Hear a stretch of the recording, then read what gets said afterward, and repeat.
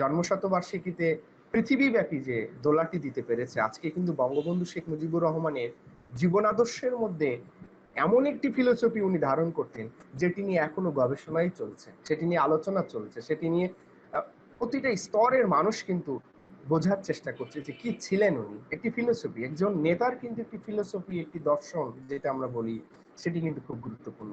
তা নেতার ভেতরে এমন কিছু গুণ আপনাকে উন্নয়ন ঘটাতে হবে যেটি আপনি সত্যিকারের একজন ফোকাসড সময়ের সাথে এবং নিজেকে তৈরি করে সেই জায়গায় উপনীত হতে পারেন যার মাধ্যম দিয়ে এই সমাজ, এই রাষ্ট্র এবং আপনি ব্যক্তি নিজেও উপকৃত হবেন। যেমন ছোট্ট একটি প্রাসঙ্গিক বিষয় আপনাদের বলি, এটি আপনি আপনার ভেতরে মানবীয় গুণাবলী আছে, আমার ভেতরে আছে, সবার ভেতরে মানবীয় গুণাবলী আছে, কিন্তু গুণাবলীগুলো ফোকাসড হওয়ার একটা ব্যাপার আছে, এখানেও কিন্তু ফোকাসিং এর একটা ব্যাপার আছে। সেটি হচ্ছে, যেমন দেখুন, যেটাকে আমরা বলি জেলাসি, অর্থাৎ পরশ্রী কাতরতার যে ব্যাপারটি, অনেকেই আপনার অ্যাম্বাসেডর আছেন। সরি, কিছু বলছেন আমাকে? মহুয়া তাবাসসুম কিছু বলছেন? আচ্ছা, বাইরের সাউন্ড হয়তো। সেটি হচ্ছে, আপনাকে পরশ্রী কাতরতায় ভুগি আমরা, এবং আমরা কিন্তু সবসময় ফ্রাস্ট্রেশনে ভুগি। এই ফ্রাস্ট্রেশন থেকে নিজেদেরকে বেরিয়ে আসতে হবে। ফ্রাস্ট্রেশনটি খুব খারাপ, কারণ আপনি হতাশায় ভোগার কিচ্ছু নেই। সৃষ্টিকর্তা যে আপনাকে সৃষ্টি করেছেন, আপনি কিন্তু 700 কোটি মানুষের মধ্যে বা 800 কোটি মানুষের মধ্যে আপনি কিন্তু একজনই, ইউনিক। ফলে সেই জায়গাটিতে আপনি কখনোই চিন্তা করবেন না যে আপনি আপনার জায়গা থেকে আসলেই ফোকাস জায়গাতে যেতে যেয়ে আপনি কোনো রকম দ্বিধান্বিত বা কোনো রকম হতাশাগ্রস্ত হওয়া যাবে না। অফুরন্ত সময় যেমন আপনার হাতে রয়েছে এবং আপনার অমিত সম্ভাবনা রয়েছে, সেটিকে যদি দক্ষতা এবং সময়ের সাথে কাজে লাগাতে পারেন, তাহলে আপনি অবশ্যই এগিয়ে যাবেন। যেমন আমি আমার জায়গা থেকে চাকুরির পাশাপাশি আমি লেখালেখি করি। আমার এবারও বইমেলাতে একটি বই আসবে, সেটি কিন্তু আমার একটি প্যাশন, আমি লিখছি। আমি কর্পোরেট মনেই একটি যে শব্দ মানুষ কাঠখোট্টা মনে হয়, খুব কমার্শিয়াল, ব্যাপারটি এমন না। আপনার যে হিউম্যানিটেরিয়ান সেন্স, সেটি কিন্তু আপনার সৃষ্টির শ্রেষ্ঠত্ব উপস্থাপনের বড় মাধ্যম। এটি যদি আপনি করতে না জানেন বা না পারেন, সেটি কিন্তু শুধুই চাকরি মানেই এমনটি নয় যে একটি খবরদারি বা একটা অর্ডার করলাম। লিডারশিপটা এমন নয়, লিডারশিপ কিন্তু একটা মানে মাল্টি ফাংশনাল এবং ভার্সেটাইল ট্যালেন্টেড গাই যারা, তারাই কিন্তু লিডারশিপে সবচেয়ে ভালো করতে পারে। তো সেই জায়গাগুলোতে আপনারা নজর রাখবেন, এবং আমাদের সময়েরও স্বল্পতা রয়েছে। সেই জায়গা থেকে অনেক অতিথিরা কথা বলবেন ক্যাপাসিটি, হিউম্যান ক্যাপাসিটি ডেভেলপমেন্ট নিয়ে। আমি শুনলাম মহোদয় অনেক ভালো ব্যাখ্যা করেছেন, আমি আন্তরিক শ্রদ্ধা এবং কৃতজ্ঞতা জানাচ্ছি, এবং পরবর্তী বক্তব্য আমি শোনার অপেক্ষায় থাকলাম। এবং অ্যাম্বাসেডরকে আমি আবার অভিনন্দন, শুভকামনা জানাচ্ছি। আপনারা আপনাদের দক্ষতা উন্নয়ন ঘটান এবং আজকের এই প্ল্যাটফর্মকে আমরা যে যেখানে আছি সমৃদ্ধ করি, আমরা আমাদের হয়ে যাই, আমরা সমাজ, রাষ্ট্র, সবার উন্নয়নে আমরা বড় একটি মানদণ্ড হিসেবে নিজেদের দাঁড় করাই। এই শুভকামনা রেখে আবার ইঞ্জিনিয়ার আব্দুল কাদির মহোদয়কে আন্তরিক কৃতজ্ঞতা জানিয়ে ইমাক সেন্টারের সাথে যারা সম্পৃক্ত আছেন সকলকে আমি আমার আন্তরিক শ্রদ্ধা এবং কৃতজ্ঞতা জানিয়ে আমি আমার বক্তব্য এখানে সংক্ষিপ্তভাবে শেষ করছি।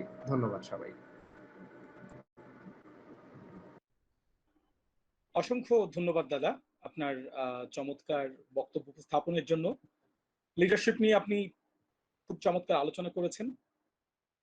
আমার মনে হয় আপনার কাছ থেকে আরো কিছুটা সময় শুনতে পারলে ভালো হতো। আমাদের আসলে সম্মানিত অতিথিদের অনেকেই এখনো আমাদের মাঝে জয়েন করেননি।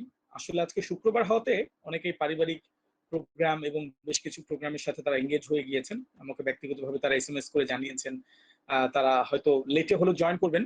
সো আমরা তাদের জন্য অপেক্ষা করব, আমরা কন্টিনিউ করব। ইভেন আমাদের অ্যাম্বাসেডরদের মধ্যেও এখনো অনেকে জয়েন করেননি, খেয়াল করছি। যাই হোক, আমরা অনুষ্ঠানের এই পর্যায়ে আরো কিছু আলোচনা আমরা শুনতে চাই। রহমান কি উপস্থিত আছেন? আমি ওনাকে দেখছি, যদি একটু। জি ভাইয়া, আমি আছি। আমাদের মধ্যে উপস্থিত আছেন স্থপতি আসিফুর রহমান, উনি আর্কিটেক্ট ভূমিজ লিমিটেড। তার কাছে আমরা আসলে শুনতে চাইবো role of architects in the society, অর্থাৎ সমাজ বিনির্মাণে আমাদের এই যে সমাজ, এই সমাজ বিনির্মাণে, এই সভ্যতা বিনির্মাণে স্থপতিদের যে ভূমিকা, সে প্রসঙ্গে তিনি আলোকপাত করবেন। আমি আহ্বান জানাচ্ছি স্থপতি আশিকুর রহমানকে। থ্যাংক ইউ ভাইয়া আমাকে সুযোগ করে দেওয়ার জন্য।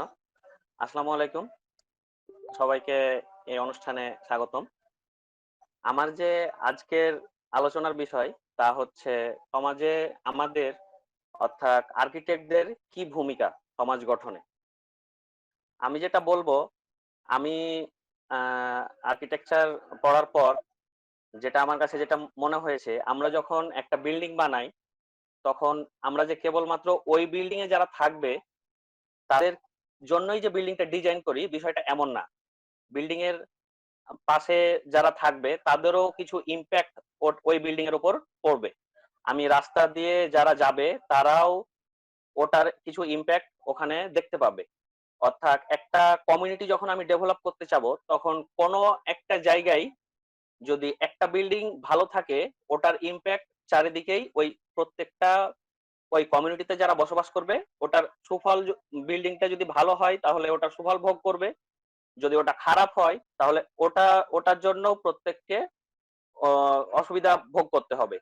তো সেক্ষেত্রে আমাদের যে আর বর্তমানে জেনারেল যে মানুষদের যেটা ধারণা, আমরা যে কেবল বিল্ডিং ডিজাইন করি এবং ক্লায়েন্টের জন্য ডিজাইন করি, এটা যতটা না ঠিক তার চাইতে বেশি ঠিক। আমরা প্রত্যেকেই আসলে চিন্তা করি আমাদের যে এই আরবান লাইফ এবং ন্যাচারাল লাইফ এবং যে এনভায়রনমেন্ট, এটাকে ঠিক রাখার জন্য আমরা বিল্ডিং দিয়ে কিভাবে সমাজটাকে গড়ে তুলতে পারি। আমরা বাংলাদেশে যখন বিল্ডিং বানাই তখন বাংলাদেশের যে কালচার আছে ওইটাকে ফুটিয়ে তোলার চেষ্টা করি। আপনারা দেখতে পাবেন জাপান অথবা কোরিয়ার যে বিল্ডিং এর যে ডিজাইন, সেই সাথে ইউরোপের বিল্ডিং ডিজাইন কিন্তু কিছুটা পার্থক্য আছে। এই পার্থক্যের কারণ যে কেবলমাত্র ম্যাটেরিয়াল বা মানুষের বসবাস কিভাবে করছে তার উপর না, ওই জাপানের বা কোরিয়ান মানুষদের সাথে ইউরোপের মানুষদের আচার আচরণগত যেমন পার্থক্য আছে, তাদের কালচার, তাদের বিহেভিয়ার, এই পার্থক্যগুলোও কিন্তু বিল্ডিং এর মাধ্যমে আমরা দেখতে পাই। এছাড়াও আমি বলবো, বর্তমানে ঢাকা শহর নিয়ে যদি আমি বলতে যাই অথবা বাংলাদেশের বড় বড় শহরগুলো, ইভেন চিটাগং, রাজশাহী, খুলনা, এগুলোতে দেখা যাবে যে আর্কিটেক্ট ছাড়াই বিভিন্ন বিল্ডিং গড়ে ওঠে অনেক সময়। এই কারণে যেটা হচ্ছে, আমাদের যে পরিবেশে যে বিরূপ প্রভাবটা পড়ছে, আমাদের ফুটপ্রিন্ট বেড়ে যাচ্ছে বিল্ডিং এর, গাছপালা কমে যাচ্ছে, এর ক্ষেত্রে তাপমাত্রা বেড়ে যাচ্ছে, এই যে ইম্প্যাক্ট গুলো পড়ছে, আমাদের পাখি কমে যাচ্ছে, আমাদের জলাশয় কমে যাচ্ছে, এর ফলে ওয়াটার লগিং হচ্ছে, আমরা রাস্তায় চলতে পারছি না, এই যে ইম্প্যাক্ট গুলো পড়ছে, এখানে আমি বলবো আর্কিটেক্টদের এখানে হাত না থাকার কারণেই এই প্রবলেম গুলো তৈরি হচ্ছে। আমরা আর্কিটেক্ট, ইঞ্জিনিয়ার বলেন, বিজনেস যারা করছেন তাদের বলেন, প্রত্যেকেই যদি আমরা প্রত্যেকের রোলটা ঠিক মতো করি তাহলেই আমাদের এই শহরগুলো বলেন, আরবান এবং রুরাল লাইফ, আমাদের যে কৃষি জমি আছে এটাও নষ্ট হয়ে যাচ্ছে, আমরা বিল্ডিং বানিয়ে ফেলছি। এখন কোথায় বিল্ডিং বানাতে হবে, কোথাও বিল্ডিং বানাতে হবে না, এটাও কিন্তু নির্ধারণ করতে হবে। তো এগুলো যখন আমরা প্রপার ওয়েতে করতে পারবো এবং প্রত্যেক কনসালটেন্ট বলেন বা আমার প্রফেশনাল বলেন যখন ঠিক মতো তাদের জায়গাগুলোয় কাজ করবে, তখন আমরা একটা ভালো এবং সুন্দর দেশ গড়ে তুলতে পারবো। আমরা বর্তমানে পৃথিবীতে যে একটা প্রচলিত হয়ে আসছে এখন বর্তমানে গ্লোবালাইজেশন, পুরো পৃথিবীটাকে একটা গ্রাম মনে করা হচ্ছে। দেখেন আমাদের যে পার্শ্ববর্তী দেশগুলো বা ইউরোপের কান্ট্রিগুলো, ওয়েস্টার্ন কান্ট্রিগুলো যতটা না ডেভেলপ হয়ে যাচ্ছে, তাদের যে এয়ার কন্ডিশন বলেন, হেলথ কন্ডিশন বলেন, বিল্ডিং এর যে লিভেবিলিটি মান বলেন, আমাদের শহরগুলোর তুলনায় অনেক বেটার। এর প্রধান কারণ কি? তাদের যে কোয়ালিটি এবং তারা যে রুলস এবং রেগুলেশন ফলো করে বিল্ডিং বলেন বা সমাজটাকে, কমিউনিটিটাকে গড়ে তুলে, আমরা ওগুলো পাচ্ছি না। আমরা যে খেলার মাঠ আছে স্কুলের, এটাই রাখতে পারছি না। ফলে সমাজে যে যারা বেড়ে উঠবে তাদেরকেই আমরা গড়ে তুলতে পারছি না। এই ক্ষেত্রে আমি বলবো যে আমাদের কেবলমাত্র আর্কিটেক্ট না, প্রত্যেককেই তাদের নিজের জায়গা থেকে এগুলো নিয়ে ভাবতে হবে। ভাবার এখনই উপযুক্ত সময়। আজকে আমাদের স্বাধীনতার 50 বছর হয়ে গেল, তারপরও কিন্তু আমরা ততটা, যতটা ডেভেলপ করার কথা ছিল ততটা পারি নাই। ঠিক 1971 সালে মালয়েশিয়া বলেন, সিঙ্গাপুর বলেন বা মিডল ইস্টের কান্ট্রি গুলো বলেন, যতটা ডেভেলপ ছিল বাংলাদেশ তাদের চাইতে ওই 1971 সালে কিন্তু বেটার পজিশনে ছিল। তারপরও তারা আজকে কোথায়, আমরা আজকে কোথায়, এই পার্থক্যটা যে গড়ে উঠেছে, এটাকে যতটা এখন মিনিমাইজ করা যায়, আমাদেরকে এখন বর্তমানে তরুণদেরকে এগিয়ে আসতে হবে। আপনারা যারা বর্তমানে এখানে যুক্ত আছেন ক্যাম্পাস অ্যাম্বাসেডর, তাদেরকে এই জিনিসগুলো নিয়ে ভাবতে হবে এবং প্রত্যেকের জায়গা থেকে কাজ করতে হবে। আমরা যে কেবল বিল্ডিং বানাই, এখানে একজন আইনের যদি স্টুডেন্ট থেকে থাকেন, তাকেও আইন দিয়ে কিভাবে আমি গ্রিন রাখবো আমার সমাজে, কিভাবে একটা খেলার মাঠ প্রতিষ্ঠা করব, এখানে একজন আইনের স্টুডেন্টেরও গুরুত্বপূর্ণ ভূমিকা রয়েছে। তো প্রত্যেকের জায়গা থেকে যদি আমরা কাজটা করি, আশা করি সবাই খুবই উপকৃত হব এবং আমরা একটা খুব ভালো এবং যথেষ্ট আহ উন্নত শহরে বসবাস করতে পারবো। সেই সাথে আমাদের গ্রাম উন্নতি হবে। বর্তমান সরকারের যে আহ, গ্রাম হবে শহর, এই যে আমরা যে, এর মানে এই না যে আমরা শহরকে গ্রাম, মানে গ্রামকে শহর বানিয়ে ফেলবো। অর্থাৎ গ্রামগুলোকে আমরা আধুনিকায়ন করব, ইনফরমেশন এবং অ্যাক্সেসিবিলিটি বাড়িয়ে। অর্থাৎ একজন যাতে খুব তাড়াতাড়ি তার ইনফরমেশনটা পায়, তা অসুস্থ হয়ে গেলে খুব ভালো রাস্তা দিয়ে অ্যাম্বুলেন্সে করে শহরে আসতে পারে, একটা হসপিটাল পায়। এই সুবিধাগুলো গড়ে তোলাই আমাদের লক্ষ্য হবে এবং আমাদের সমাজের যে লিভেবিলিটি মান আমাদের বাংলাদেশের, এটাকে উন্নতি করাই হবে আমাদের মেইন কাজ। আমি গত 2 বছর থেকে পাবলিক টয়লেট নিয়ে কাজ করছি। ঢাকা, নারায়ণগঞ্জ, চিটাগং, রংপুর। আহ প্রত্যেকেই হয়তো ভাবে যে আর্কিটেক্টরা কেবল বড় বড় বিল্ডিং বানায়। তা না, বর্তমানে আর্কিটেক্টরা বিভিন্ন মাঠ বানাচ্ছে, ছোট ছোট বিভিন্ন পার্ক নিয়ে কাজ করছে। আমি একটা অর্গানাইজেশনের সাথে যুক্ত আছি যেখানে আমরা পাবলিক টয়লেট নিয়ে কাজ করছি। তো এই ধরনের ছোট কাজগুলোতেও আমরা যুক্ত হয়ে সমাজটাকে ডেভেলপ করার চেষ্টা করছি। তো প্রত্যেককেই আমি চাইবো যে প্রত্যেকের নিজের জায়গা থেকে দেশের প্রতি যে একটা কর্তব্যবোধ আছে, ওখানে আমাদের কিছু কাজ যদি আমরা কিছু করতে পারি, তাহলে আমার মনে হয় বেটার হবে। থ্যাংক ইউ আব্দুল কাদের ভাইয়া, যে উনি এই একটা প্ল্যাটফর্ম দাঁড় করাচ্ছেন যেখানে বাংলাদেশের বিভিন্ন প্রফেশনের লোকজন এসে একটা ছাতার নিচে আমরা যুক্ত হতে পারবো। ফলে আমরা একে অন্যকে মানে জানতে পারবো, একে অন্যের পেশা সম্পর্কে আরো ভালো মতো জানতে পারবো এবং এক এক কাজে আমরা একে অন্যের সাহায্য এবং সহযোগিতা পাবো। থ্যাংক ইউ এভরিওয়ান, সবাইকে আমার বক্তব্য শোনার জন্য। এবং আমি অনুষ্ঠানটি খুব মনোযোগ সহকারে শুনছি এবং সবাইকে আবারও ধন্যবাদ জানিয়ে আমি আমার বক্তব্য শেষ করছি। অসংখ্য ধন্যবাদ স্থপতি আসিফুর রহমান আপনার চমৎকার বক্তব্যের জন্য। স্থপতিদের ভূমিকা আসলে অনেক এই সমাজ বিনির্মাণে। উনি বিভিন্ন প্রেক্ষাপট থেকে সেটা ব্যাখ্যা করার চেষ্টা করেছেন। তারপরে আমরা যারা বিশেষ করে টেকনিক্যাল প্রফেশনের সাথে সম্পৃক্ত, আমরা দেখেছি যে একজন স্থপতির যে সৃজনশীলতা, তার যে মেধা এবং মনন, সেটা যদি উনি পূর্ণাঙ্গ ব্যবহার করার সুযোগ পান, তাহলে সত্যিকার অর্থেই আমাদের সোসাইটির জন্য আর্কিটেক্টরা অনেক ভালো কাজ করতে পারে। আমরা অনুষ্ঠানের এ পর্যায়ে একটু দেশের বাইরে থেকে যুক্ত আছেন আমাদের সাথে Mohammad Rubel Rana, MEXT scholar, PhD researcher, Shizuoka university, Japan. খুব সম্ভবত রুবেল রানা ভাই আমাকে শুনতে পাচ্ছেন? জি, শুনতে পাচ্ছি আপনি। আমরা চাচ্ছি এবার আপনার যে টপিকটি রয়েছে হায়ার স্টাডি ইন অ্যাব্রোড, আমাদের বিশেষ করে ইউনিভার্সিটি পর্যন্ত সবার একটা প্যাশন থাকে যে আমরা দেশের বাইরে কি করে আসলে হায়ার স্টাডির জন্য যেতে পারবো, কিভাবে আসলে আমরা উচ্চশিক্ষা গ্রহণ করতে পারবো, তার জন্য আসলে কি কি প্রিপারেশন আমাদের নিতে হয়, কোন ধরনের একাডেমিক ব্যাকগ্রাউন্ড বা একাডেমিক রেজাল্ট আমাদেরকে হেল্প করবে, অন্যান্য অনেক কোয়েশ্চেন কিন্তু আমাদের মনে থাকে। তো আশা করি total higher study in abroad এই টপিকে আপনি এই বিষয়গুলো নিয়েই আলোকপাত করবেন। আমরা এখন শুনছি রুবেল রানাকে, উনি জাপান থেকে আমাদের সাথে যুক্ত আছেন। Thank you Abdul Kader Atik, founder of Imax centre. And আমিও বেশ আনন্দিত এরকম একটা সুন্দর প্রোগ্রামে অংশগ্রহণ করার সুযোগ পেয়ে। আজকের এই campus ambassador summit and learning event 2021 এ আয়োজিত উপস্থিত সকলকেই শুভ সন্ধ্যা। আমি ধন্যবাদ জানাই এই প্রোগ্রামের এই পর্যায়ে নিয়ে আসার জন্য যারা অনেক পরিশ্রম করেছে এবং এই প্রোগ্রামে অংশগ্রহণকারী সকল campus ambassador, guest of honour এবং আরো যারা বাইরে থেকে এই প্রোগ্রামের সাথে সংযুক্ত হয়েছেন, সবাইকে আমার আন্তরিক অভিনন্দন। আমি আজকে যে বিষয়টি নিয়ে কথা বলবো এটা হয়তোবা যারা ইউনিভার্সিটিতে অনার্স লেভেল অথবা মাস্টার্স লেভেলে পড়াশোনা করছেন তাদের কাছে অনেকটাই নতুন হবে না আমি জানি। তাদের কাছে অনেকটাই শোনা কথার মতো। আমি জানি যে এখানে আরো অংশগ্রহণ করেছেন হাই স্কুল এবং কলেজ লেভেলের স্টুডেন্টস।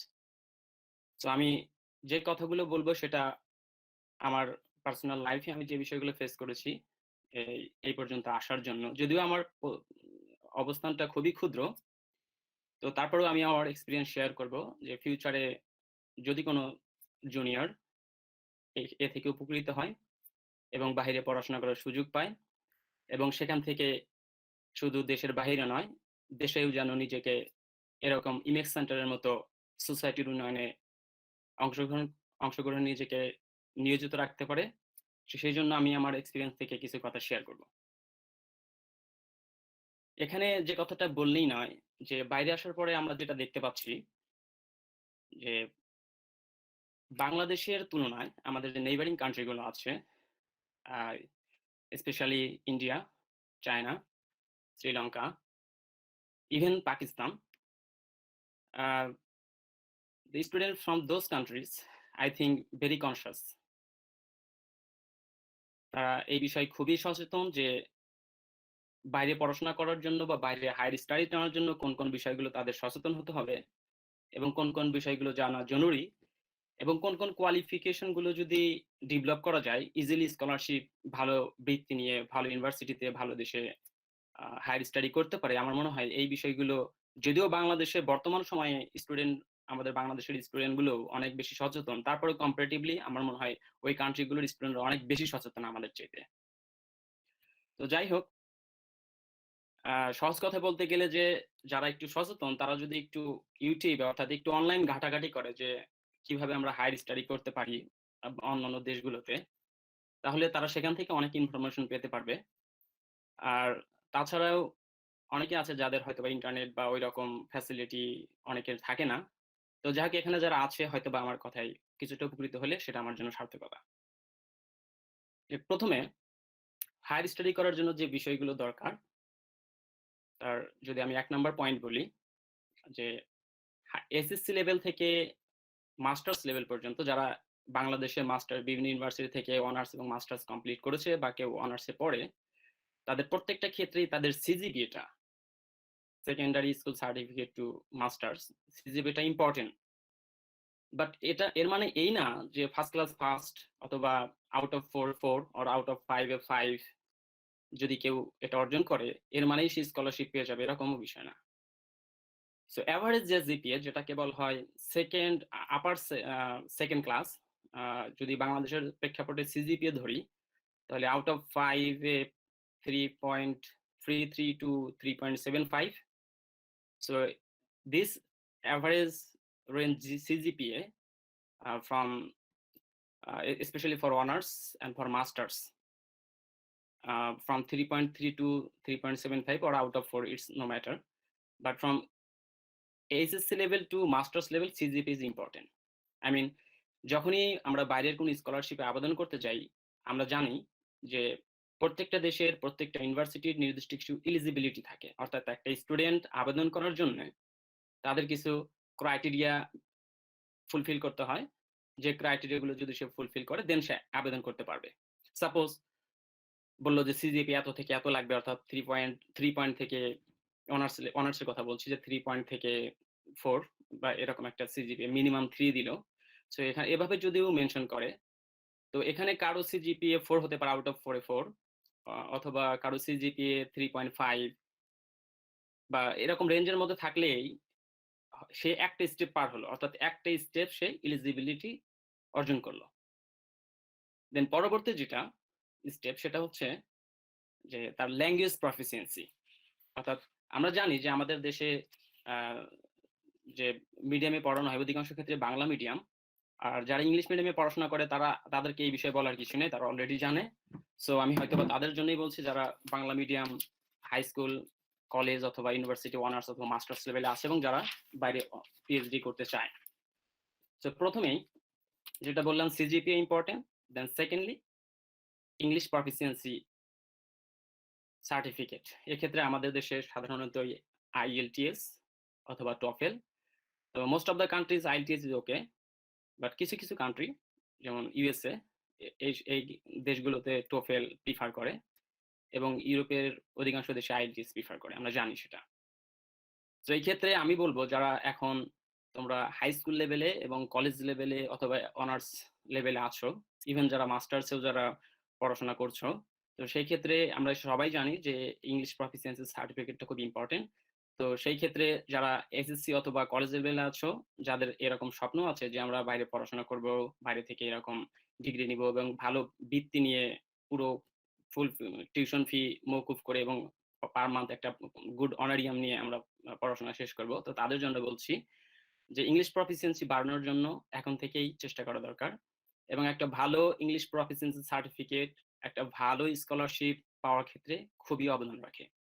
যেমন কেউ যদি ইংলিশ প্রফিসিয়েন্সি টেস্টে IELTS স্কোরে 9 আউট অফ 9 7 পেল, তো তার জন্য কিন্তু অধিকাংশ দেশই ওপেন, এবং যে 6 পেল আর যে 7 পেল, তো যে 7 পেল তার জন্য অনেক কান্ট্রি শুধু ওই IELTS 7 পাওয়ার জন্য বা 8 পাওয়ার জন্য তাকে লুফে নিবে।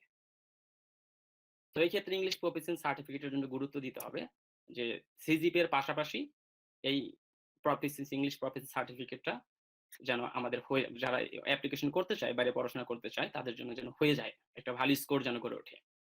এছাড়াও শুধু ইংলিশ নয়, স্পেশালি যদি আমরা জার্মানির কথা চিন্তা করি, যদি ফ্রান্সের কথা চিন্তা করি, পর্তুগালের কথা চিন্তা করি, অর্থাৎ ইউরোপের কিছু কিছু দেশ আছে যেসব দেশগুলোতে ইংলিশ প্রফিসিয়েন্সি সার্টিফিকেট ছাড়াও ওই দেশের নিজস্ব যে ভাষাগুলো আসে, জার্মান ভাষা, ফ্রেঞ্চ ভাষা, সো এই ল্যাঙ্গুয়েজেও যদি কেউ দক্ষতা অর্জন করে, সেটাও সে তার প্রফিসিয়েন্সি ল্যাঙ্গুয়েজ প্রফিসিয়েন্সি সার্টিফিকেট হিসেবে শো করতে পারে এবং সেটা অ্যাকসেপ্টেড হয়। তো এই ক্ষেত্রে যারা অনার্স লেভেলে আছে, তো আমি জানি যে ইউনিভার্সিটিগুলোতে ল্যাঙ্গুয়েজ প্রোগ্রাম নামে কিছু কিছু প্রোগ্রাম থাকে যেখানে বিভিন্ন দেশের ভাষা শেখানো হয়, 3 মাস অথবা 1 বছরের কোর্স থাকে। তো আমার মনে হয় স্টুডেন্টরা তাদের নিজস্ব ইউনিভার্সিটি থেকে এই কোর্সগুলোতে 1 বছরের কোর্সগুলোতে, সাপোজ কেউ ফার্স্ট ইয়ারে একটা দেশের ল্যাঙ্গুয়েজ কোর্স কমপ্লিট করলো, সেই দেশের ভাষা জানলো, এভাবে সে 4th ইয়ারে যদি 4টা দেশের ভাষা যদি সে দক্ষতা অর্জন করে, তাহলে সে ওই 4টা দেশের জন্য কিন্তু সে এলিজিবল হয়ে গেল। এটা তার কিন্তু এক্সেস ক্রাইটেরিয়া, এটা একটা বিষয়।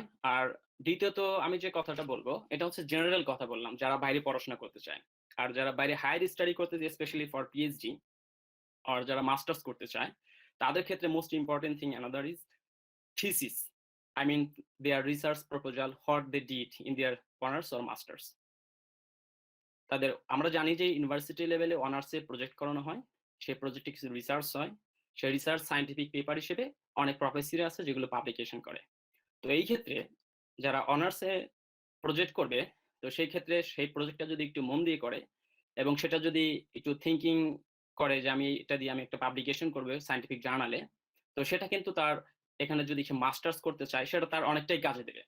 অর্থাৎ সে এমন একটা টপিকসের উপরে প্রজেক্ট করলো, 6 মাস হোক বা 3 মাস হোক বা 1 বছর হোক, প্রজেক্ট করে সেটা যদি সে পাবলিকেশন করতে পারে, সো আমাদের দেশের রিসার্চ গুলো যদিও ওই মানের, মানে অনার্স লেভেলে যদিও ওই মানের হয় না, কিন্তু তারপরেও আমাদের এখন বর্তমান সময়ে টিচাররা যে প্রজেক্ট গুলো করায়, তো সেটা যদি আমরা সার্চ করি যে আমি অনার্স লেভেলে এই কাজ করেছি, সাপোজ আমি বায়োলজির স্টুডেন্ট অথবা একজন ফিজিক্সের স্টুডেন্ট, সে একটা টপিকের উপরে কাজ করে, আমি যদি বায়োলজির কথা বলি যে আমি বায়োলজির কোনো একটা স্পেসিফিক টপিক নিয়ে আমি কাজ করলাম, সো কাজ করার পরে আমি যদি সেটা পাবলিকেশনে যেতে পারি, তো সেটা আমার জন্য একটা রেফারেন্স, সেটা আমার জন্য একটা প্লাস পয়েন্ট।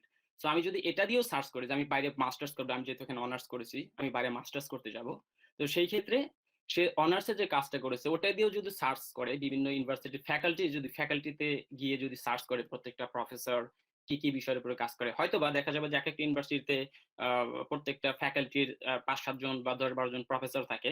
তো হইতে পারে যে কোনো একটা প্রফেসরের সাথে তার যে কাজটা করে অনার্সে সে কমপ্লিট করেছে প্রজেক্ট হিসেবে এবং পাবলিকেশন করেছে, অথবা পাবলিকেশন করেওনি কিন্তু সে জাস্ট প্রজেক্টটা করেছে, পাবলিকেশন পর্যন্ত যেতে পারেনি, কিন্তু তার ওই প্রজেক্টটা কোনোভাবে একটু রিলেটেড ভাবে একটু অন্য কোনো প্রফেসরের কাজের সাথে মিলে গেছে, এটা তার জন্য একটা বিশাল প্লাস পয়েন্ট আমি মনে করি।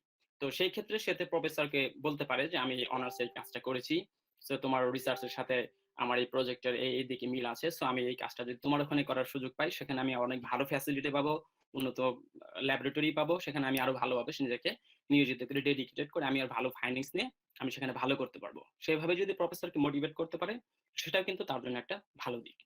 এবং ফর মাস্টার্স স্টুডেন্ট এটা এক্ষেত্রেও তাদেরও অনেক বেশি ভালো কাজে লাগবে। কিন্তু যারা পিএইচডি তে আসতে চায় সেখানে সায়েন্টিফিক পেপার পাবলিকেশন ম্যান্ডেটরি। এখানে সিজিপিএ ভালো মিডিয়াম বা ভালো যাই হোক না কেন তার সাথে English proficiency certificate, then their research experience.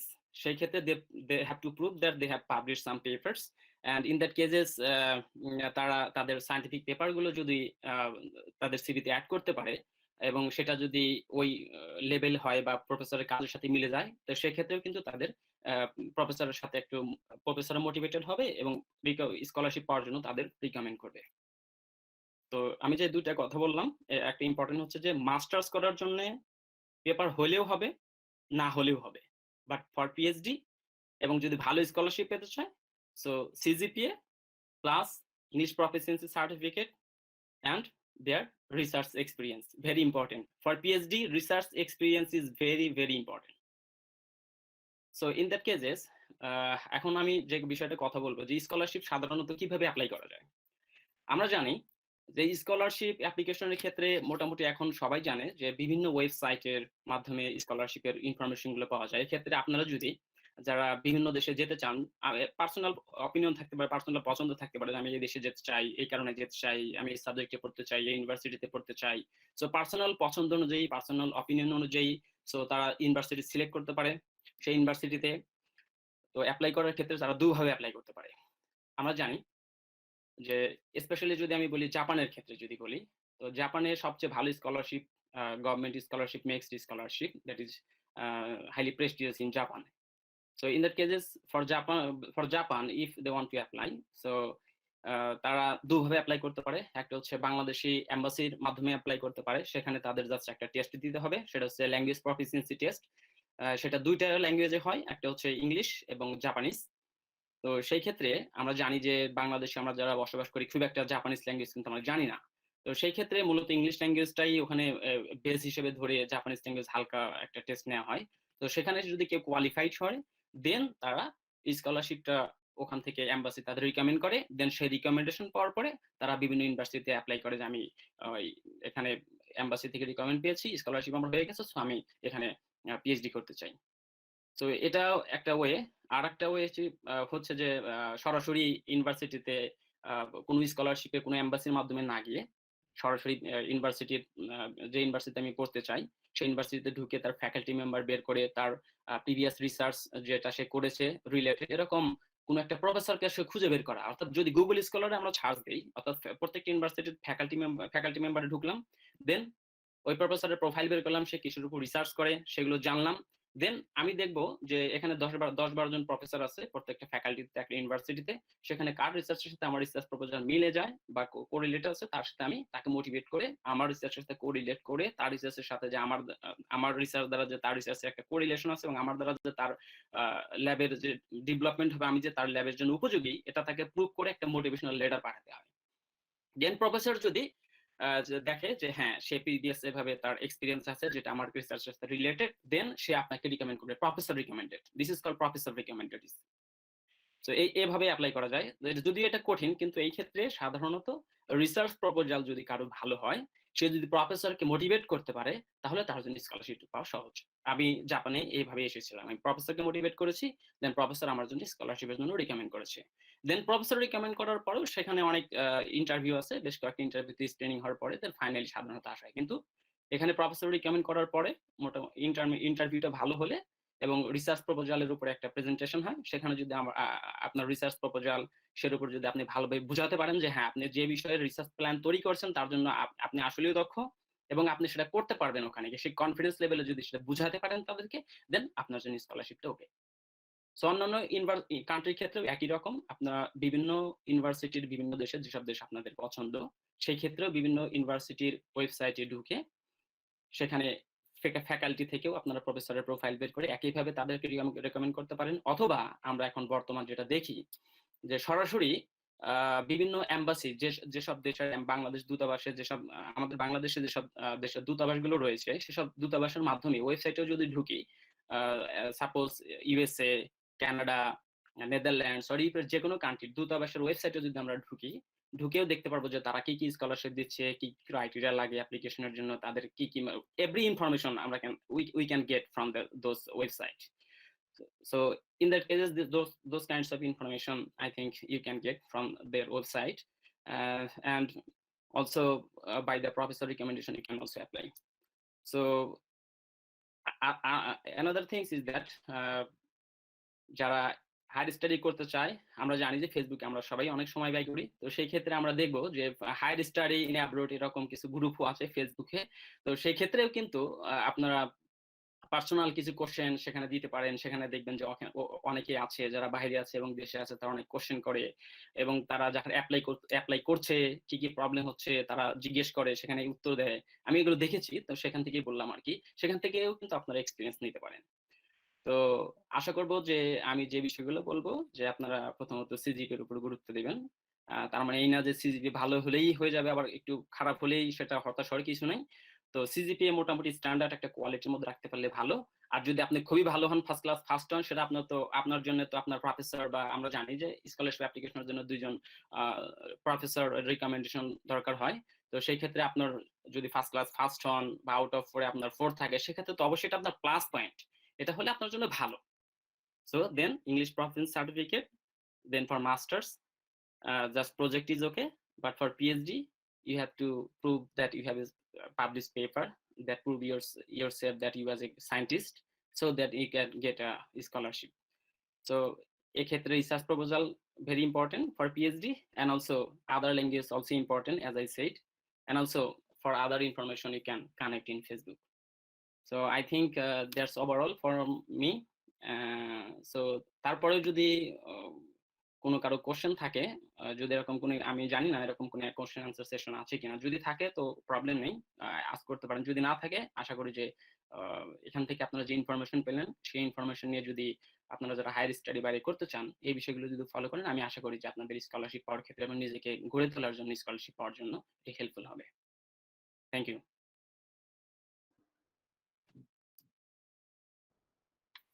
Thank you ভাইয়া আপনার ইনফরমেটিভ ডিসকাশনের জন্য। কোশ্চেন অ্যান্সার সেশন অবশ্যই একটা থাকবে, আমরা প্রোগ্রামের শেষের অংশে একটা প্রশ্নোত্তর পর্ব রাখবো। সো যাদের জিজ্ঞাসা থাকবে স্পেশালি হায়ার স্টাডি নিয়ে, আমরা তখন আপনাকে আবার নক করবো। থ্যাংক ইউ আপনার মূল্যবান বক্তব্য উপস্থাপনের জন্য। এই পর্যায়ে আমাদের মাঝে আলোচনা রাখবেন Adnanul Hadi Sikder, head of supply chain management কনফিডেন্সিং limited.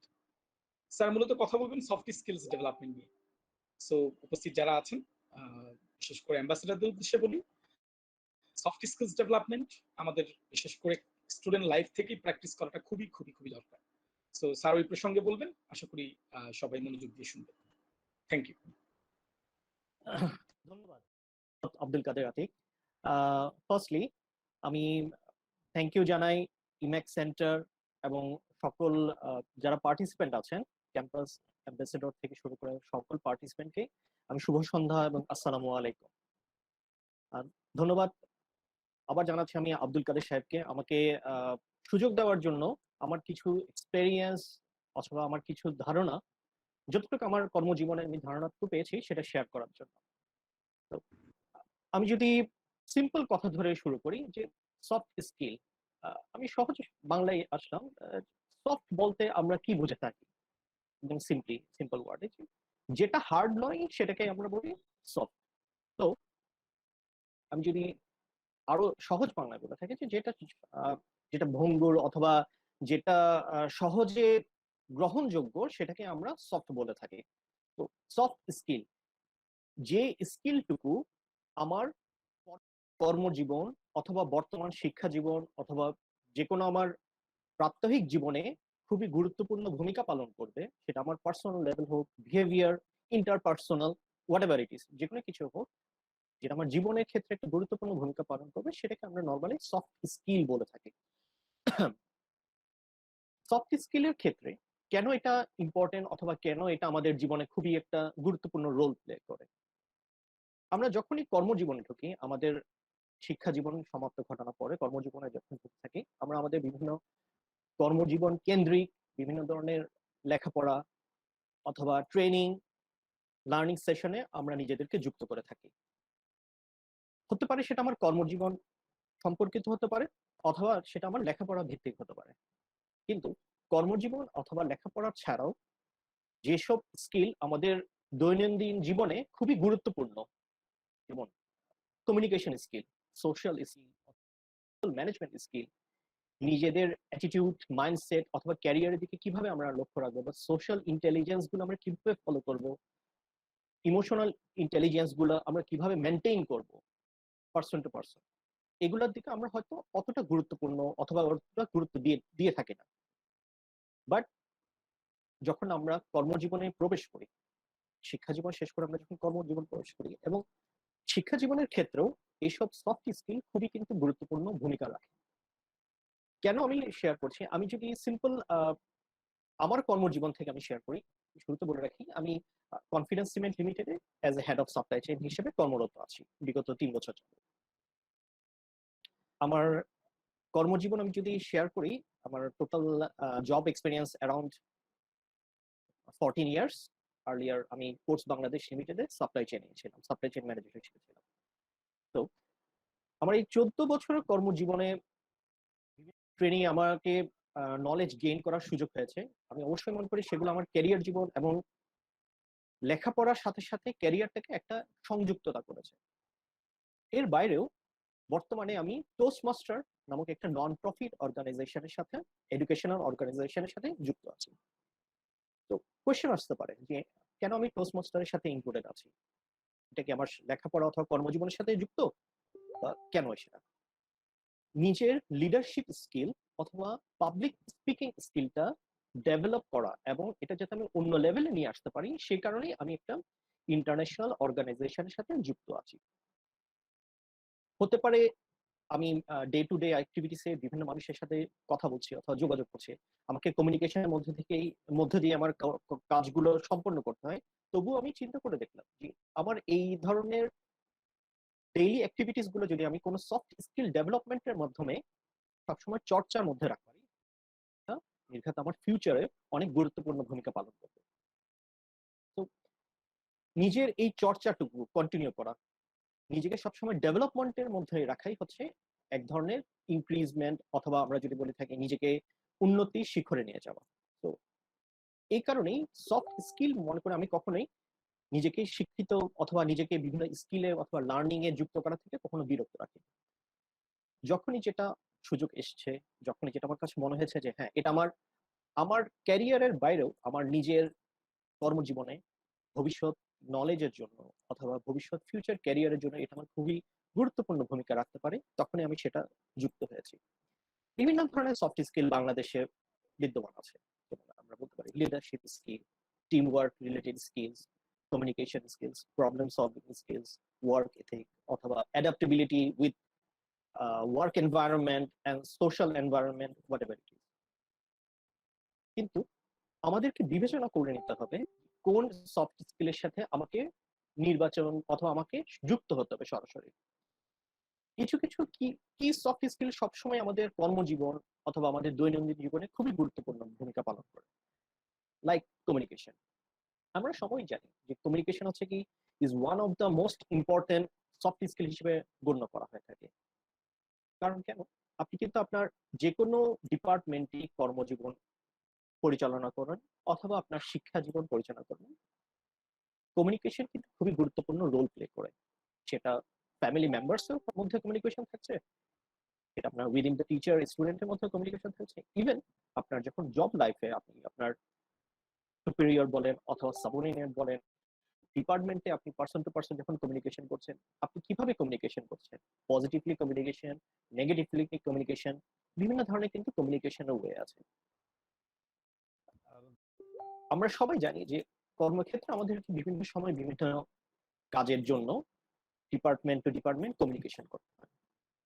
Department two department communication করার সময় আমি আমার জাস্ট একটা এক্সপিরিয়েন্স শেয়ার করছি। সরাসরি না বলাটাও কিন্তু এক ধরনের মানে অসভ্যতার পর্যায়ে পড়ে থাকে। তো যখন আপনি কর্মজীবনে প্রবেশ করবেন, আপনাকে কোনো কিছুই যখন না বলতে হচ্ছে অথবা মনে করেন কোনো কিছু আপনাকে পরে করতে পারছেন অথবা আপনার বর্তমান কর্মজীবনে আপনি এটা সামাল দিয়ে উঠতে পারছেন না, পরবর্তীতে আপনি করতে যাচ্ছেন। তো আপনি কিভাবে সুন্দরভাবে গুছিয়ে ওনাকে আপনি অ্যাপ্রোচটুকু করবেন, যে হতে পারে আপনি এখন করতে পারছেন না কাজটুকু, আপনি পরে ওনাকে হেল্প করবেন। তো এই যে না বলাটাকে কিভাবে সুন্দরভাবে ফুটিয়ে তোলা, এটাও কিন্তু কমিউনিকেশন এক ধরনের স্কিল। তো one type of soft skill is a communication skill. Besides communication skill, আমরা motivation or self motivation skill, এটা কিন্তু এক ধরনের সফট স্কিল হিসেবে আমরা গণ্য করি। প্রয়োজন সকাল ৯টা থেকে ৫টা বা ৬টা পর্যন্ত আমরা যখন অফিস করছি, দিনের বেশিরভাগ সময় আমরা কিন্তু আমাদের কর্মজীবনের সময় কাটাচ্ছি। নিজেকে মোটিভেট করা, আমি যে কাজটার সাথে যুক্ত অবস্থায় আছি সেই কাজের মধ্যে আনন্দ খুঁজে বের করা। আপনি যদি সেই কাজের মধ্যে আনন্দ খুঁজে বের না করেন, তাহলে কিন্তু সেটা কোনো অগ্রগতি হবে না, এবং সেটার থেকে যে রেজাল্ট সেটা কখনো আউটকাম অর রেজাল্টও ফ্রুটফুল হবে না। তো নিজেকে মোটিভেট করা আগে, নিজেকে মোটিভেট করলে দেন আমি পরবর্তী যাদেরকে দিচ্ছি অথবা যারা আমার থেকে এটা রেজাল্টটুকু পেতে যাচ্ছে, তারাও কিন্তু এট দ্য এন্ডে মোটিভেটেড হবে। So self motivation skill besides communication skills, it is another important part. নিজের কর্মজীবন, নিজের শিক্ষা জীবন, নিজের ব্যক্তিগত জীবন, যেখানে বলেন সেলফ মোটিভেশন খুবই গুরুত্বপূর্ণ। সেলফ মোটিভেশনের সাথে আমরা আরো যুক্ত করতে পারি যেমন লিডারশিপ স্কিল, বর্তমানে গুরুত্বপূর্ণ। Leadership skill, team work skill or problem solving skill. কেন এগুলো গুরুত্বপূর্ণ? আমরা হয়তো শুরুতে একটা পর্যায়ে যখন চাকরি জীবনে অথবা কর্মজীবনে প্রবেশ করেছি, একটা সময় পরে এসে আমাদেরকে ঠিকই লিডারশিপ পজিশন অথবা বিভিন্ন ধরনের প্রবলেম সলভিং পজিশন আমাদেরকে ডিসিশন নিতে হচ্ছে। ওই সময় আপনার থিঙ্কিং গুলো, ওই সময় আপনি কি বৃহৎ পরিসরে চিন্তা ভাবনা করছেন নাকি ক্ষুদ্র পরিসরে চিন্তা ভাবনা করে প্রবলেম সলভ করছেন, সেগুলো কিন্তু খুবই গুরুত্বপূর্ণ। এসব ছোটখাটো স্কিল গুলো আসলে ওভারলুক করা যায়। আমরা মনে করে থাকি আসলে হয়তো এটা আমার কোনো কর্মজীবনে গুরুত্বপূর্ণ না, হয়তো আমার এটা ব্যক্তি জীবনে গুরুত্বপূর্ণ না, কিন্তু সত্যি কথা এটাই, এই ছোটখাটো পয়েন্টস গুলোই কিন্তু আমাদের কর্মজীবন বলেন ব্যক্তিগত জীবনকে খুবই সুন্দর করে তোলে। ছোট ছোট জিনিস যখন আপনার বড় পরিসর ধারণ করবে, তখন কিন্তু ফাইনাল রেজাল্টটা অনেক ভালোভাবে আসবে। জীবনে মানুষজন যখন প্রবেশ করে অথবা আমরাও যখন প্রবেশ করেছি, বিভিন্ন কর্ম আর আপনার ওয়ার্কিং রিলেটেড বিভিন্ন ধরনের ডেভেলপমেন্ট অথবা নলেজ শেয়ারিং আপনি অহরহ পাবেন, কিন্তু সফট স্কিল যেটা আপনার ডেইলি অ্যাক্টিভিটিসে প্লাস পয়েন্ট অথবা খুবই গুরুত্বপূর্ণ রোল প্লে করে, সেটাকে জয়েন করা অথবা সেটাকে এনরোল করার সাথে সাথে সেটা নিজের বৃদ্ধি অথবা নিজের নলেজ গুলো বৃদ্ধি করা খুবই গুরুত্বপূর্ণ। তো আমরা communication skill, self motivation, leadership অথবা টিম ওয়ার্ক নিয়ে আমরা বলছি। সবচেয়ে গুরুত্বপূর্ণ আমার কাছে যেটা মনে হয়ে থাকে সেটা হচ্ছে টাইম ম্যানেজমেন্ট। কেন টাইম ম্যানেজমেন্ট আমি গুরুত্বপূর্ণ বলছি? এটা শুধুমাত্র যে কর্মজীবনেই গুরুত্বপূর্ণ তা না, নিজের প্রাত্যহিক জীবন ধরুন, শিক্ষা জীবন, সব জায়গাতেই কিন্তু টাইম ম্যানেজমেন্ট খুবই খুবই ম্যান্ডেটরি। আপনি শিক্ষা জীবনের ক্ষেত্রে ধরে থাকেন, আপনার কর্মজীবনের ক্ষেত্রে ধরে থাকেন, আপনি যদি টাইম প্রপারলি ম্যানেজ করতে না পারেন, আপনি কোন শিক্ষা লেখাপড়ার ক্ষেত্রে আপনি কোন সাবজেক্টটা এখন পড়বেন, আপনি কোন সাবজেক্টটা পরে পড়তে যাচ্ছেন, অথবা আপনি কর্মজীবনের ক্ষেত্রে কোন কাজটাকে আপনি ফার্স্ট প্রায়োরিটি দিবেন, কোন কাজটাকে আপনি সেকেন্ড প্রায়োরিটি হিসেবে কনসিডার করবেন, কোন কাজটা আপনার আজকের মধ্যে কমপ্লিট করা দরকার অথবা কোন কাজটা আপনার কালকের মধ্যে কমপ্লিট করলেও চলবে, এই ধরনের টাইম ম্যানেজমেন্ট এবং সেগ্রিগেট করা, এই জিনিসগুলো আপনাকে সফট স্কিলের মাধ্যমে নিজেকে ডেভেলপ করতে হবে। হতে পারে আপনি চিন্তা করে দেখতে পারেন যে হ্যাঁ, এসব তো আমরা ডেইলি করে থাকি, এগুলোর জন্য আবার নিজেকে ডেভেলপ করার কি প্রয়োজন আছে? অবশ্যই আছে। আমরা যখনই জন্মগ্রহণ করি সবকিছু আমরা শিখি না, আমাদেরকে কিছু প্যারেন্টসদের থেকে, কিছু সোশ্যাল এনভায়রনমেন্ট, আশেপাশে মানুষজন থেকেও আমরা নিজেকে কিন্তু দিনে দিনে নিজেদেরকে ডেভেলপ করি। তো সফট স্কিলস হচ্ছে that kind of development points or skills যেটা আপনার কর্মজীবন, ভবিষ্যৎ জীবন বা ব্যক্তিগত জীবনকে আরো সুন্দর এবং মসৃণ, আপনার বর্তমান জীবন হয়তো খুবই সুন্দরভাবে চলছে, কিন্তু সফট স্কিল গুলো সেটা আরো প্লাস পয়েন্ট হিসেবে কাজ করবে।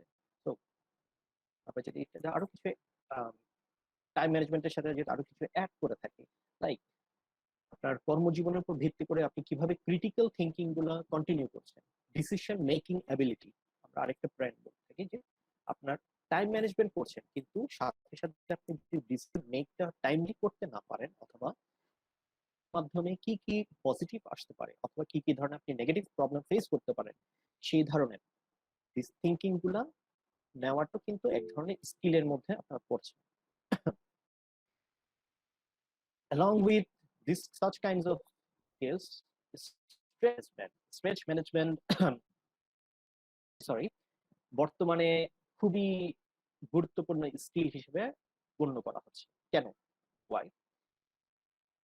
আমরা আসলে যখনই কর্মজীবনে এই সবাই খুব মানসিক চাপের মধ্যে দিয়ে ডে বাই ডে ক্রস করে থাকে। কারণ হচ্ছে কি, আপনার 8 ঘন্টা জব, অফিসিয়াল প্রেশার, বিভিন্ন টার্গেট, ডেডলাইন, ডিসিশন মেক করতে হচ্ছে। তো আপনার সবসময় কিন্তু এক ধরনের স্ট্রেস থাকে। এই অফিসিয়াল স্ট্রেস গুলো আপনি কিভাবে রিকভার করবেন, সেই ম্যানেজমেন্টটাও কিন্তু স্কিলটা আপনাকে জানতে হবে। আমার ক্যারিয়ার জীবনটা সবসময় সাপ্লাই চেইনের উপর মুভ করেছে। সো সবসময় আমি সাপ্লাই চেইনের যদি যে 5টা টার্মস যেটা আমাকে অলওয়েজ কাজের জন্য মনে রাখতে হয়, যেমন আমরা কনসিডার করি plan, source, make, deliver and return. তো আমি অলওয়েজ ট্রাই করি আমার সাপ্লাই চেইনের অ্যাক্টিভিটিস গুলো অলওয়েজ সফট স্কিলের সাথে ইনক্লুড রাখা। সো তাহলে আমাকে আর সাপ্লাই চেইন রিলেটেড আলাদা কোনো ট্রেনিং এ কখনো অ্যাড করার প্রয়োজন মনে করি না, কারণ আমি চিন্তা করে থাকি যদি আমি সফট স্কিল গুলোকে নিজেকে ডেভেলপ করতে পারি, তাহলে এট দ্য এন্ড আমার main core skill that is supply chain management, সেটাতে আমার প্লাস পয়েন্ট হিসেবে কাজ করবে, অথবা সেটা আমার জন্য খুবই গুরুত্বপূর্ণ রোল প্লে করবে। তো এট দ্য এন্ড এটাই বলছি, আমরা আমাদের কর্মজীবন, প্রাত্যহিক জীবন অথবা দৈনন্দিন জীবনে বিভিন্ন প্রফেশনাল স্কিলের সাথে আমার উচিত বা আমাদের উচিত বিভিন্ন সফট স্কিল ডেভেলপমেন্টে অংশগ্রহণ করা, নিজের নলেজ কখনো সীমাবদ্ধ না রেখে নিজেকে ডে বাই ডে ইমপ্রুভমেন্টের উপর রাখা। তাহলে আপনার নিজেরও স্কিল বাড়বে, আপনার আশেপাশের পরিবেশ, আপনার আশেপাশের কর্মজীবন বা যারা আপনার সাথে কাজ করছে একসাথে, they will feel comfortable with you also. তারাও একটা নতুন পরিবেশ এবং নতুন গণ্ডির মধ্যে থেকে বের হয়ে নিজেকে উন্মোচন করবে। তো আমিও আশা করব, এবং আমি নিজেও সবসময় চেষ্টা করি, যখনই কোনো নিজেকে ডেভেলপ করা যায় সফট স্কিলের মাধ্যমে সেখানে ইনক্লুড করার, সেটা ছোট হোক, যে কোনো ছোট হোক বা বড় হোক, উন্নয়নের পথে নিয়ে যাওয়ার জন্য করা দরকার আমি সবসময় চেষ্টা করে থাকি। এবং আশা করব আপনারাও নিজেকে নিজের উন্নয়ন অথবা নিজের ডেভেলপমেন্টের জন্য বিভিন্ন সফট স্কিলে ইনক্লুড করবেন, যাতে এটা আপনার ভবিষ্যৎ এবং কর্মজীবনে খুবই গুরুত্বপূর্ণ রোল প্লে করে। ধন্যবাদ সবাইকে। ধন্যবাদ আব্দুল কাদের সাহেবকে অবশ্য। আসসালামু আলাইকুম।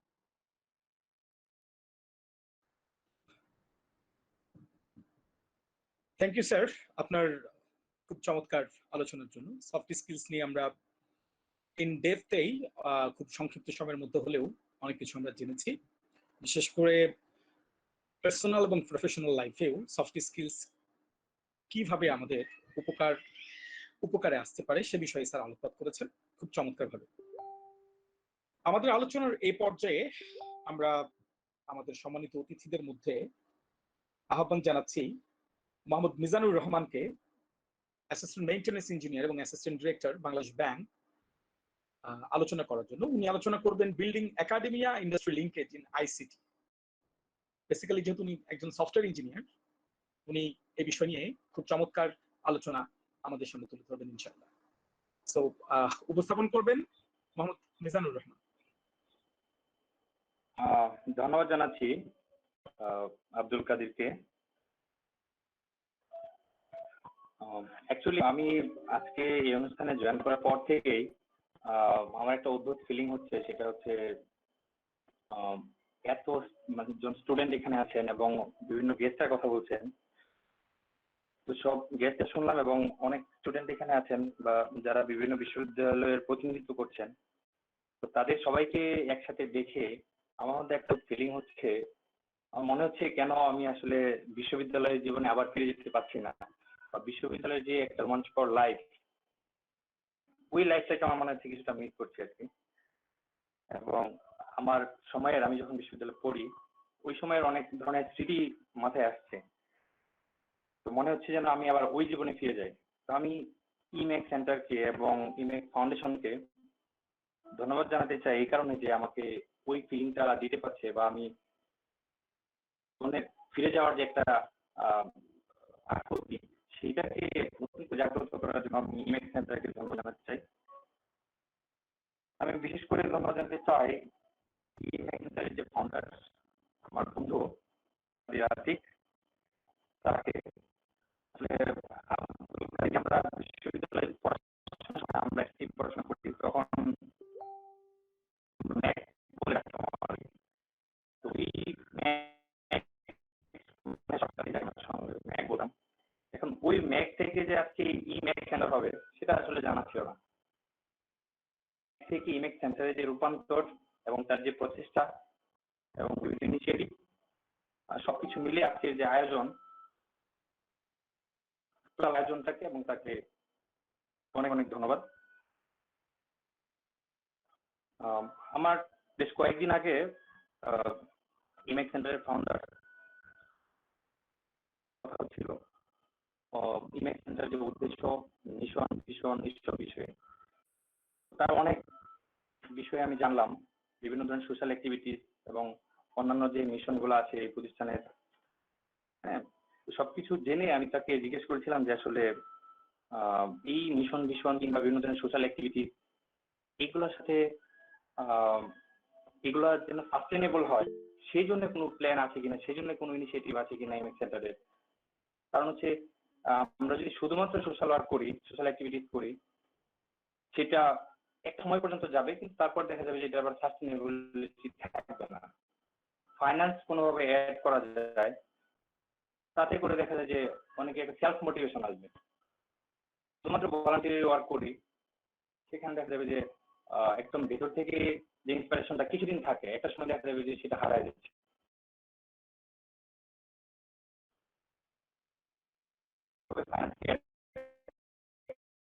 যায়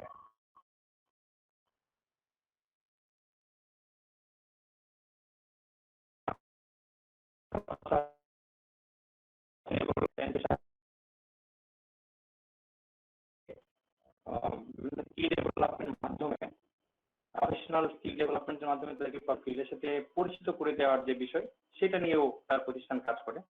তো শুনে আমার ভালো লাগলো, এবং আমি আরো ডিটেলস তার থেকে জানলাম। জেনে আমার মনে হয়েছে যে আসলে এই ইমেক সেন্টারটা বিশ্ববিদ্যালয়ের স্টুডেন্ট এবং আমরা যারা ইন্ডাস্ট্রি লেভেলে কাজ করি তাদের মধ্যে একটা চমৎকার প্ল্যাটফর্ম হিসেবে কাজ করতে পারে।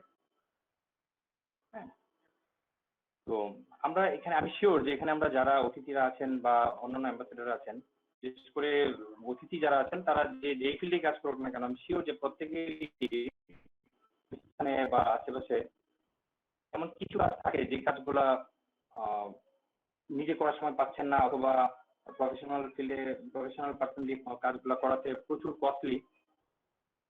তো এই কাজগুলো দেখা যায় যে একজন বিশ্ববিদ্যালয়ের স্টুডেন্টকে যদি আমরা এই জায়গায় পিক করতে পারতাম, দেখা যাবে যে এটা ফাইন্যান্সিয়ালি অনেক কম খরচে ওখান থেকে একটা প্রোডাক্ট বের করে আনা যায়। পাশাপাশি ওই স্টুডেন্ট যিনি এটা করবেন আরো একটা ফাইন্যান্সিয়াল সেটেলমেন্ট হয়। পাশাপাশি সবচেয়ে বড় যে বিষয়টা, ওই স্টুডেন্ট বিশ্ববিদ্যালয়ে থাকা অবস্থাতেই প্রফেশনাল একটা কাজ করার যে অভিজ্ঞতা বা স্কিল ডেভেলপমেন্ট, সেই সুযোগটা হয়। আমরা বিশ্ববিদ্যালয়ে ডেভেলপ করি, এই প্রোডাক্ট ডেভেলপমেন্ট গুলা নিতান্ত শখ থেকে বা একাডেমিক প্রেসার থেকে, সেখানে যদি একটা ইন্ডাস্ট্রিয়াল একটা ফ্লেভার থাকে, যে আমি যে কাজটা করছি সেটা বাণিজ্যিকীকরণ হচ্ছে কিংবা এটা মানুষের কাছে পৌঁছাচ্ছে, সমাজে পৌঁছাচ্ছে আমার কাজটা, তাহলে কিন্তু তার মোটিভেশনটা অনেক গুণ বেড়ে যাবে। ওই জায়গাটা থেকেই আমার ম্যাকের যে ফাউন্ডার, তার সাথে অনেকক্ষণ আলোচনা হয় যে আসলে এই কাজটা কিভাবে করতে পারি, যাতে করে স্টুডেন্টরা যে কাজগুলো করছে সেগুলো মানুষের কাছে পৌঁছায়, ইন্ডাস্ট্রি লেভেলে পৌঁছায়। হ্যাঁ, তাতে করে ইন্ডাস্ট্রি বেনিফিটেড হতে পারে এবং স্টুডেন্টও বেনিফিটেড হতে পারে। আসলে ইন্ডাস্ট্রি এবং একাডেমিয়া এই যে লিঙ্কেজ, এই বিষয়ে আসলে বলতে গেলে অনেক কিছু বলার আছে, অনেক মডেল আছে যে কিভাবে আমরা এই লিঙ্কেজটা করতে পারি, সেটা আইসিটি সেক্টরে হোক কিংবা অন্য যে কোনো বিষয়ে হোক, কোম্পানিগুলো কিভাবে লিঙ্কেজটা করা যায় এবং স্পেসিফিক কিছু টেকনিক্যাল বিষয় আছে, টেকনিক্যাল মডেল করা যায়, সেই বিষয়ে আসলে আমার মনে হচ্ছে আজকে ডিটেলস আলোচনা করার এখানে সময় এবং পরিবেশ কোনোটাই নাই। কারণ এখানে বিভিন্ন প্রফেশন থেকে আছেন এবং অ্যাম্বাসেডর আছেন, তারা সবাই হয়তো একই বিষয়ে ইন্টারেস্টেড না হতে পারে।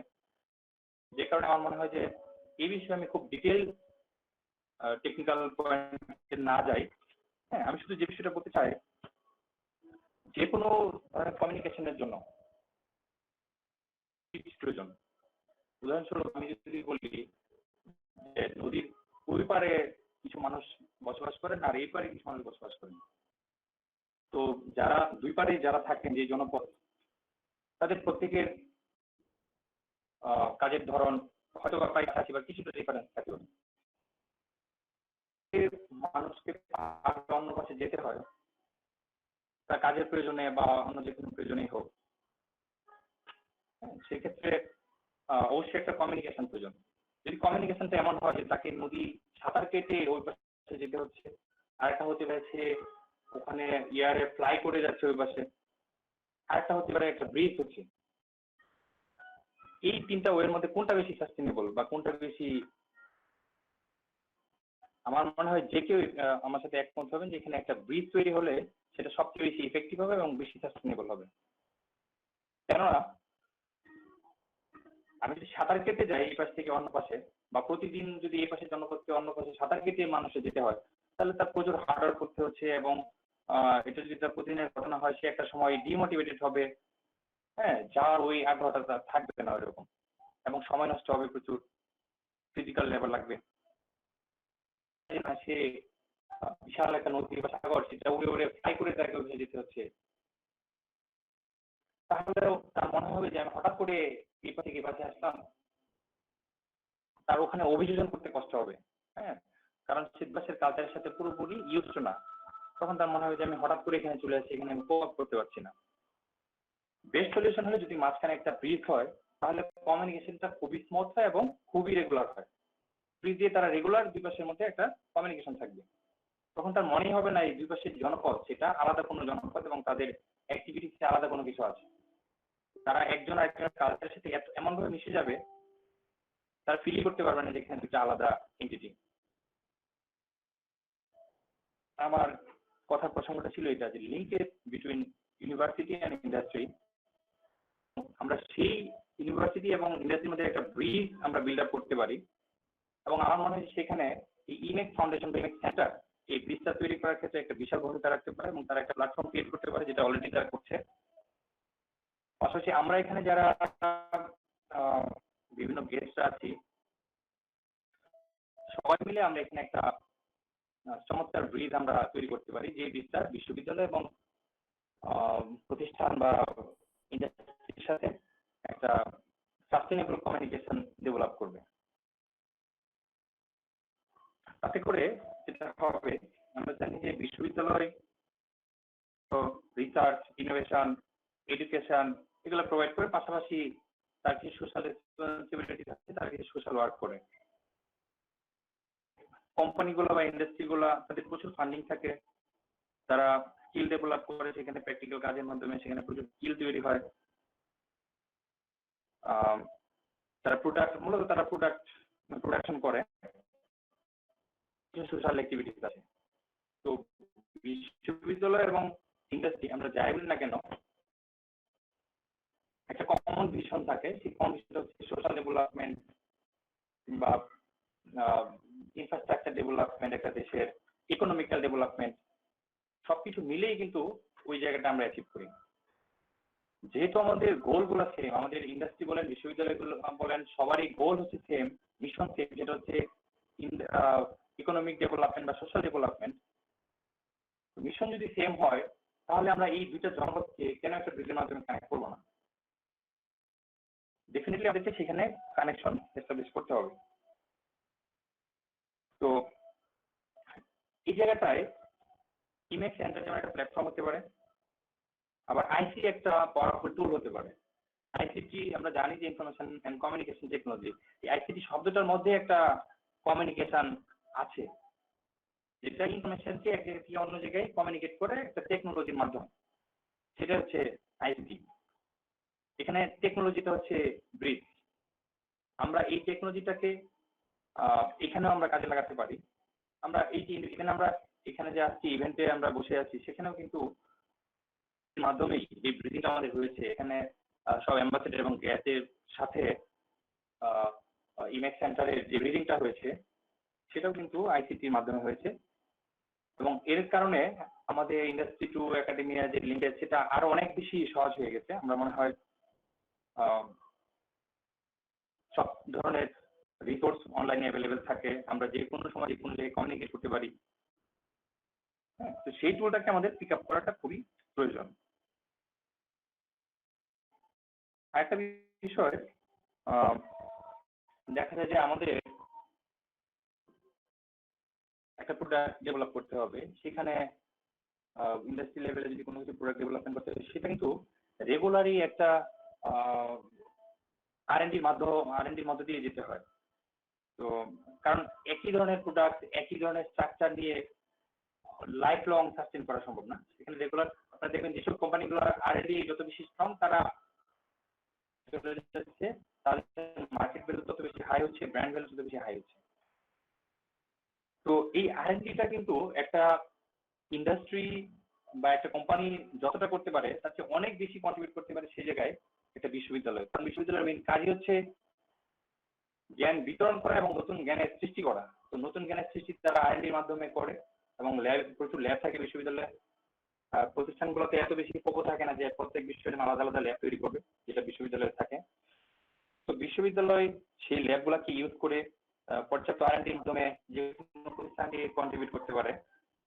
একই সাথে কোম্পানিগুলো চাইলে বিশ্ববিদ্যালয়কে পর্যাপ্ত ফান্ডিং এর মাধ্যমে, স্টুডেন্টদেরকে পর্যাপ্ত ফান্ডিং এর মাধ্যমে সেই রিসোর্স গুলাকে ইউজ করে তার কোম্পানি ডেভেলপমেন্টও করতে পারে, সোশ্যাল ডেভেলপমেন্টও করতে পারে। তো আমি আজকের এই অনুষ্ঠানের মাধ্যমে এবং এর মাধ্যমে আমি এটাই আশা করব যে ইমেক্স সেন্টার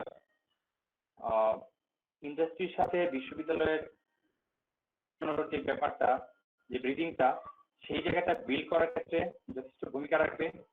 এবং তারা ফিউচারে স্টুডেন্ট, দেখা যায় যে আমরা একটা কাজ করতে যাচ্ছি বা কোনো একটা প্রোডাক্ট ডেভেলপমেন্ট করতে হবে, তো সেই জায়গাটা দেখা যায় আমি মনে করি যে ইমেক্স এর মাধ্যমে আমি এখন যে কোনো বিশ্ববিদ্যালয়ের যে কোনো স্টুডেন্টকে আমি খুব ইজিলি রিচ করতে পারবো। এটা আমার একটা কনফিডেন্স গ্রো হয়েছে আমি ইমেক্স সেন্টার সম্পর্কে জানার পরে বা কথা বলার পরে। এখন আমাকেও অনেক বেশি এম্পাওয়ারমেন্ট মনে হচ্ছে, আমি নিজে খুব এম্পাওয়ারমেন্ট ফিল করছি এই কারণে যে আমার অনেক সময় মনে হয় যে আমার এই বিষয়টা দরকার, এরকম একটা টুল ডেভেলপ করতে হবে, আমি এটা তো সময় পাচ্ছি না, আমি কিভাবে করবো। এখন আমার মনে হয় আমি যে কোনো বিশ্ববিদ্যালয়কে এখান থেকে আমি রিচ করতে পারবো। একই সাথে বিশ্ববিদ্যালয়ে যারা অ্যাম্বাসেডররা এখানে আছেন, বানানো স্টুডেন্টরা, তারাও কিন্তু এখানে বিভিন্ন সেক্টর প্রফেশনালরা আছেন, তাদেরকে যে কোনো সময় রিচ করতে পারে, যে কোনো বিষয়ে হেল্প নিতে পারে। এটা আমি ইন্ডিভিজুয়াল লেভেলেই বলি বা সোশ্যাল পার্সপেক্টিভে বলি কিংবা ফাইন্যান্সিয়াল পার্সপেক্টিভে বলি, যে কোনো একটা সেক্টর দিয়ে কিন্তু আসলে কমপ্লিট ডেভেলপমেন্ট হয় না। এখানে বিভিন্ন সেক্টরের প্রায় 20 থেকে 30 জন জ্যেষ্ঠ বর্ণনা যারা আছেন, তারা এক একজন এক এক সেক্টরে কাজ করছে। আমার পার্সোনাল ডেভেলপমেন্টের জন্য যদি বলি বা সোশ্যাল ডেভেলপমেন্ট, সবাইকে ইন্টিগ্রেট করা প্রয়োজন। সবার যে ভিউজ গুলা, সবার যে কাজগুলো, সেগুলো ইন্টিগ্রেট করলেই পরে একটা সাস্টেনেবল ডেভেলপমেন্ট হবে। ইমেক্স সেন্টার আমি মনে করি একটি চমৎকার প্ল্যাটফর্ম। এই প্ল্যাটফর্মের মাধ্যমে আমাদের ইনফরমেশন কমিউনিকেশন টেকনোলজি, অন্যান্য সেক্টর সবাই মিলে আমরা একটা ব্রিজ তৈরি করব, এটাই হোক আমাদের অন্যতম উদ্দেশ্য। সেই উদ্দেশ্য সামনে ইমেক্স সেন্টার খুব ভালোভাবে বাস্তবায়ন করবে, এই বিষয়ে আমি আশাবাদী। আমি আজকে খুব বেশি ডিটেইলে যাচ্ছি না, এই কারণে যে কারণ এই বিষয়ে বলতে গেলে ডিটেইল প্রেজেন্টেশন, পিপিটি, স্লাইড সহ আসলে আমার ডিটেইল আলোচনা করার বিষয় আছে।